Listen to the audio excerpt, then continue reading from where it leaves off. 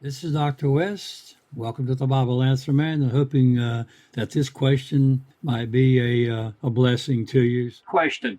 Now, this question was very prevalent back in the 60s. That's when I first started hearing it, although it goes back much further than that. There were movies made about it back in the 50s and even back, before that.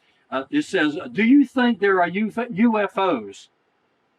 Well, yes, I do think that there are UFOs. Of course, I think that they're there. I think that they're valid sightings of UFOs, and for maybe the uninitiated, unidentified flying objects is the wording for UFOs. But now, having said that I believe in them, I think it requires a qualification statement.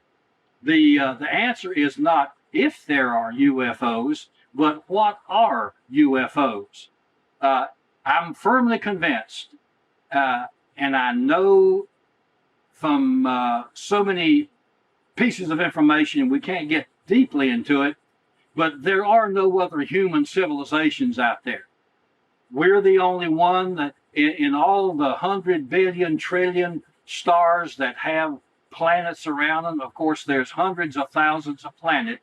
In that, Carl Sagan was right. There are hundreds of thousands of planets, but there's no other planet that has life on it, certainly in the form that we know it on this Earth. Earth is the only one. So UFOs can be a number of things. They can be reflections of light, like a glinting off of a prism surface or a raindrop or a piece of glass or a comet or something like that. They could be that. They could be, and I think this is probably the more prominent type, they could be prototype of airships or aircraft. I think that's what people were seeing probably 20 years ago, or the aircraft now that we're starting to hear that are being flown in the reconnaissance area.